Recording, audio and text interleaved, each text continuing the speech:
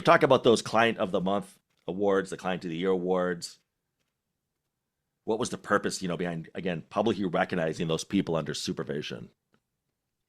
Oh, this was so much fun. And it was a little bit of a harebrained idea, honestly, from me A in lot of the great ideas set beginning. out as harebrained ideas.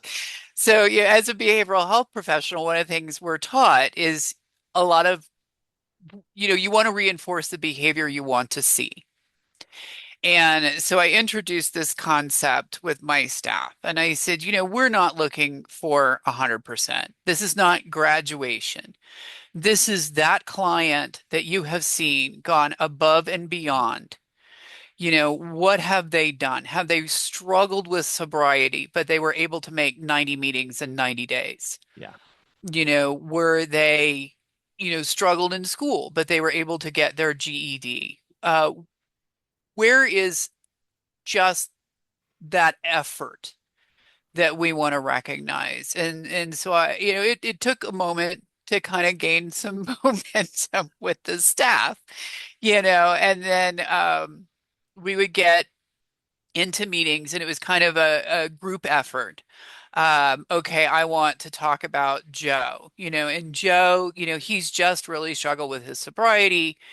He relapsed, but, he's now engaged. He's got his sponsor.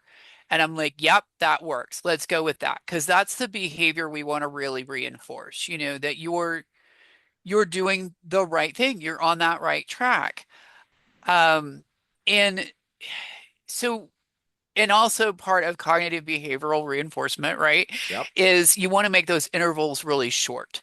Yeah. So, graduating off community supervision in 3 years while you're struggling to maintain your sobriety is not enough of a reinforcer, know? Correct. So, um, we wanted to do this. And like you were just saying, I got on Publisher and created this nifty little certificate and printed it out on nice bond paper and got a little folder and really wanted to highlight the folks that had done great work. And so I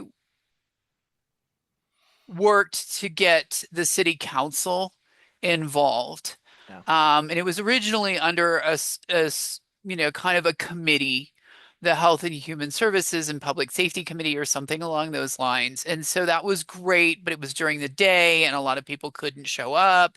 But we were trying to make a really big deal and eventually got a city council member to kind of champion this cause Okay. and got in front of the big city council meeting at, after 5 o'clock and um, really important just to recognize again that these people were doing the best that they could. And a lot of times that is monumentally significant to them and to their lives.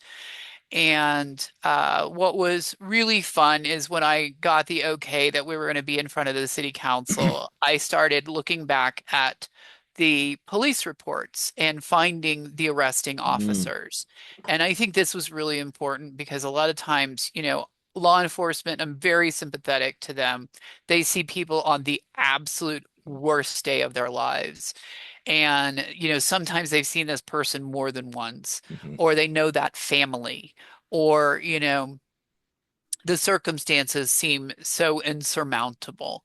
And so we invited them to attend the city council meeting where we were presenting the Client of the Month Supervision Awards.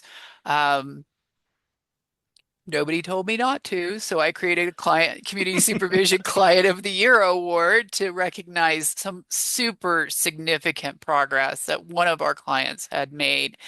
And the arresting officers were invited, their sergeants were invited. We invited the detention staff because a lot of times they get forgotten Yep. in communicating. Yep. Um, and they had seen every last one of these folks because everybody passed through our detention facility. And all of the community supervision staff came, our leadership was there, and it was an incredible experience, honestly. I just it almost brings tears to my eyes in thinking about it because so many of these individuals are on the margins of society. They Mhm. don't get that recognition. Mhm. They are trying their absolute hardest. And sometimes that is really overwhelming in a lot of ways. And they have made a mistake. And we don't want to judge people for the worst day of their life. Everybody is bigger and better than the mistakes that they have made. I have made a zillion of mistakes in my life, and I don't want anybody defining me for that.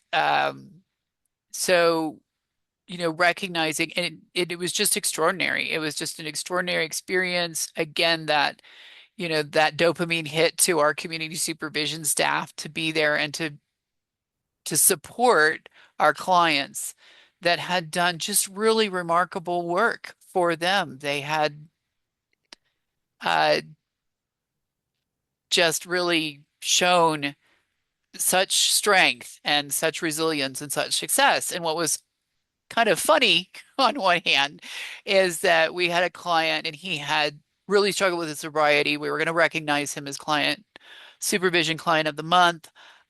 He wanted to bring his sponsor. He wanted to invite his sponsor. So, he called up and said, "Is this okay?" And we're like, "Public meeting, bring as many people as you want." So a lot of people actually did invite their family members, their sponsors, their peer supports. And he called back and he said, "My sponsor doesn't believe me. Can you talk to him?" And I said, "Sure." So I got him and I said, "It's all confidential. So it's all, your confidentiality to waive, but I'll talk to your sponsor." And I got on the phone with the guy and he's like, "What's going on? I just need to know, kind of protective, And I said, "Here's what's going on. City council, this date and time, we're going to recognize him with an award." Um, and he was just in disbelief. And it finally came out. He's like, "I just don't believe that probation is doing this because I've never seen probation do anything nice for anybody," Wow. which was a hugely powerful statement. And I said, "I'm so sorry that has been your experience. I hope we're going to work to change that."